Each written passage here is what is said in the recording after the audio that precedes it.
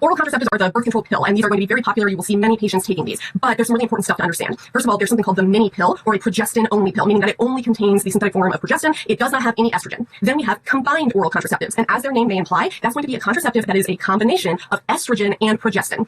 Very important to understand because the teaching is different. So with the mini pill, the progestin-only pill, there is no increased risk of clots, DVTs, anything like that. That risk comes from the estrogen. But what you do need to know is that this is the only birth control pill that is safe for breastfeeding patients. Because estrogen is passed through breast milk, the only one that can be used when breastfeeding is the progestin-only mini pill. Very important to educate patients that they need to take it at the exact same time every day with the same amount of food in their stomachs, because it can change the absorption time if there's food in the stomach one day and not the other. These are very time sensitive. Now, combined oral contraceptives, again, very important to take it every single day, but this one has some better coverage. It's more effective, but it carries the risk for thromboembolic events such as deep vein thrombosis. So educate your patients on what to look for there. Pain in the leg, redness in the leg, chest pain, difficulty breathing, all of those would be a big deal. And if my patient were a smoker, if they had a personal or family history of blood clots, or if they were over the age of 35 and a smoker, I would very much encourage them not to be taking combined oral contraceptive. We do have a nice cool chicken hint down here at the bottom. It says oral contraceptives cause clotting, but I would add another word in front of that and say combined oral contraceptives cause clotting. Very important to remember that. You'll see a lot of different side effects on here too that are worth reviewing, but not the huge red flags that the DVTs are. All right, so let's move on to medroxyprogesterone. Medroxyprogesterone, the trade name is going to be Depo-Provera. So this is going to be an injection. This is actually an IM injection that a patient should receive. It's going to be about every 3 months, and the patients will be receiving a card at each injection that tells them when their next one is due. And most of the time, it's a really good idea to go ahead and schedule that next injection as well. Lots of things that can go on with this one, but the biggest one that I want to call your attention to, and it is in big, bold, red letters, is going to be that with long-term use of medroxyprogesterone, the patient can experience bone demineralization. So important patient teaching is going to be increase your intake of calcium and vitamin D along with weight-bearing exercise. Super duper important to know about that.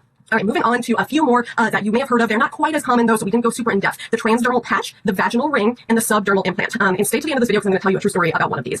So the transdermal patch, this is a patch that is applied to the abdomen, the buttocks, or the arm. It do not apply to the breast though.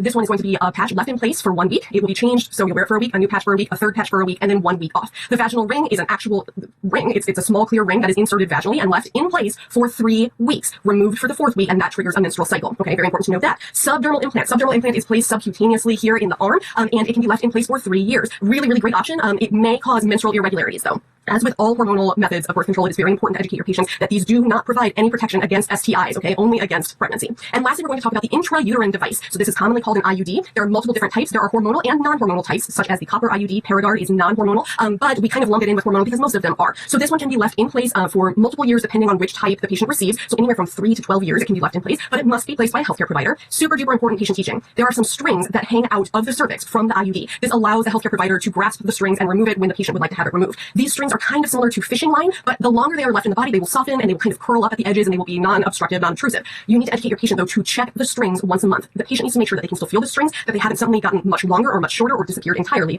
because it is possible for an IUD to be expelled, meaning like pushed out of the body. It is also possible for the IUD to become dislodged and either be too low and in the cervix, not the uterus, or perforate the uterus entirely and possibly escape into the abdomen. So this is why it's important for patients to check their string length, and if there's a change in their string length, to call their provider immediately. Okay, that is it for hormonal methods of contraception. Super duper important stuff, so be sure to brush up on it. I hope that review was helpful. If it was, please like this video so that I know. If you have a great way to remember something or a great story,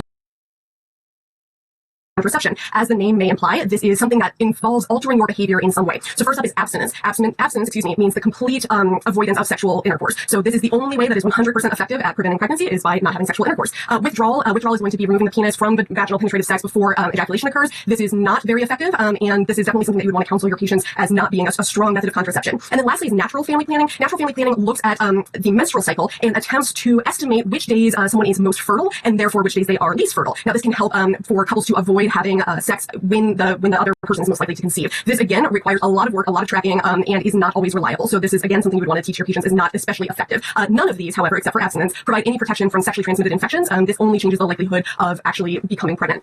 Moving on to barrier methods of contraception. Barrier methods are going to be those which put a physical barrier between the uterus essentially and semen. So the first on this list is a diaphragm. These are not very common now. Most of my experience is working in OB-GYN, and every now and then we would get a patient who wanted a diaphragm. Diaphragms require fitting. They are different sizes, and a healthcare provider must fit the diaphragm to the patient. So that's first thing that you need to know. It's not something you can go pick it up at the grocery store or whatever. It's something that you have to have an appointment with a healthcare provider. And then there's a lot of bold red text here and a lot of bulleted text here, which tells you it's pretty important stuff to know. So I'll let you go through all of these on your own. But one of the things that is nice about a diaphragm is it can be inserted up to 6 hours before sex happens, which is great because you don't have to necessarily, put it in right before or anything.